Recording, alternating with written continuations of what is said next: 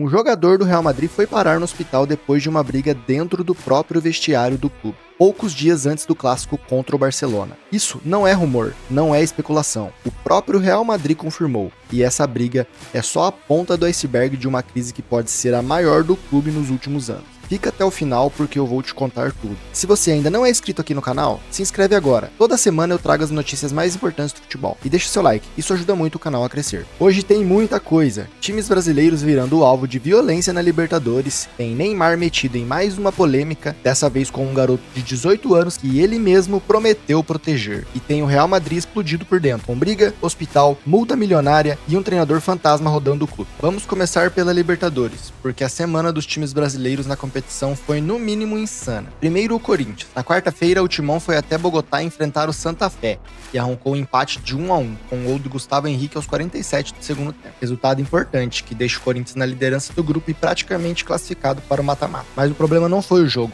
foi o que aconteceu depois. Quando o árbitro apitou o fim da partida, o goleiro Hugo Souza virou para a torcida colombiana e comemorou. Olha, comemorar o empate fora de casa é legítimo, só que os jogadores do Santa Fé não gostaram nada disso. O atacante Bustos saiu correndo em direção ao goleiro e em segundo virou uma confusão generalizada no gramado. Hugo Souza precisou ser escoltado até o vestiário pelo próprio técnico Fernando Diniz, enquanto a torcida jogava copos, garrafas e objetos no campo. Chegou a chover moedas no Bidu ainda no primeiro tempo. Mas aí veio a quinta-feira e o Flamengo superou tudo isso. O Fla foi jogar contra o Independente Medellín no Atanásio Girardot. E o jogo nem aconteceu. Com menos de 2 minutos de bola rolando, os torcedores do time colombiano invadiram o gramado. Jogaram bombas, sinalizadores, grades arrancadas da arquibancada, uma mochila da equipe de filmagem da ESPN até pegou fogo atingida por um rojão. A arbitragem não teve escolha, mandou 2 times para o vestiário. O contexto é importante. Independente Medellín está mal no campeonato colombiano, a torcida estava furiosa com a diretoria e o protesto contra o próprio clube virou caos. Depois de mais de 1 hora tentando retomar o jogo, a Conmebol cancelou a partida oficialmente. E agora, pelo regulamento,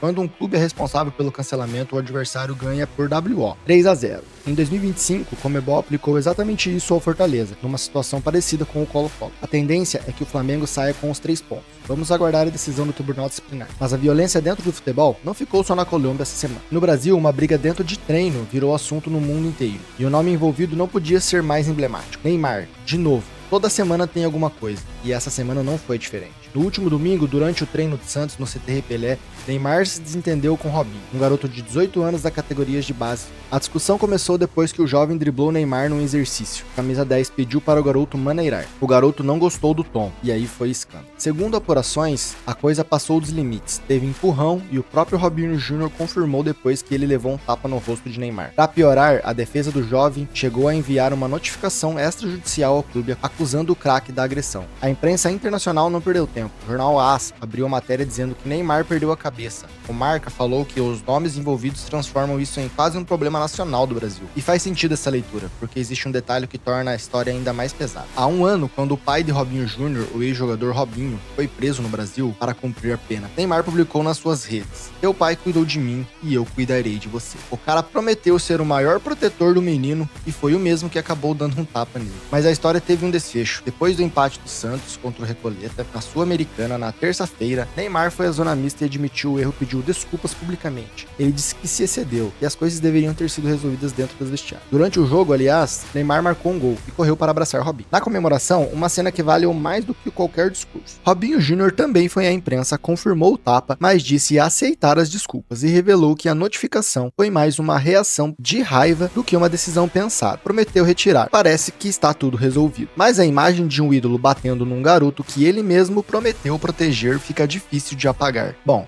falamos de brigas em campos, brigas em treinos, agora chegamos na briga que parou o mundo do futebol essa semana. E essa foi dentro do vestiário do maior clube do planeta. O Real Madrid está em colapso. Não é exagero, é o que os fatos mostram. Na quinta-feira, Frederico Valverde foi parar no hospital depois de uma briga com o Tchouaméni durante o treino. O uruguaio sofreu um corte na cabeça que precisou de ponto.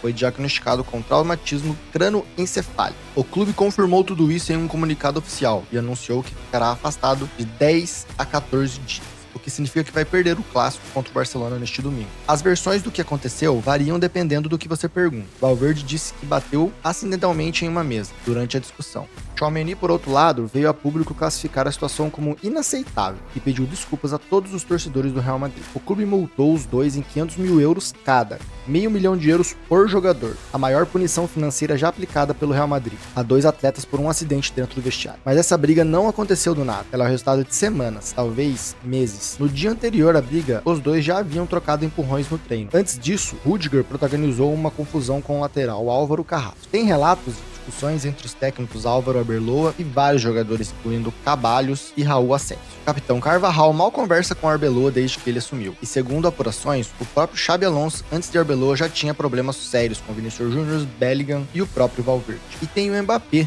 no meio de tudo isso. O francês está lesionado, mas foi flagrado em viagem com a namorada e voltou dessa viagem 12 minutos antes do último jogo do Real Madrid começar. Segundo o jornal AS, o próprio elenco do clube está insatisfeito com a forma como Mbappé está tratando o período de recuperação como férias. 2 anos no Real Madrid e o time não ganhou nada. Para completar, tudo o que acontece dentro do vestiário está sendo vazado para a imprensa. Arbeloa, em coletiva, chamou esses vazamentos de traição ao clube. Alguém de dentro está falando, e isso num clube que sempre foi conhecido pela blindagem total, é um sinal de que algo muito sério está quebrado. E agora, o Real Madrid está procurando seu quarto treinador em 2 anos. Os nomes que circulam são grandes: Mourinho, Klopp, Deschamps, Scaloni, Allegri e Unai Emery. O que mais ganhou força nas últimas horas é o de José Mourinho, o mesmo que treinou o clube em 2010 e em 2013 e é visto como alguém que controlaria esse vestiário. Mas Mourinho não ganha um título relevante há muito tempo e o futebol mudou. Será que é a solução certa? O Barcelona precisa de 1 ponto neste domingo para ser campeão espanhol. O Real Madrid pode fechar a temporada sem nenhum título, com o vestiário explodindo. O técnico interino sem autoridade e as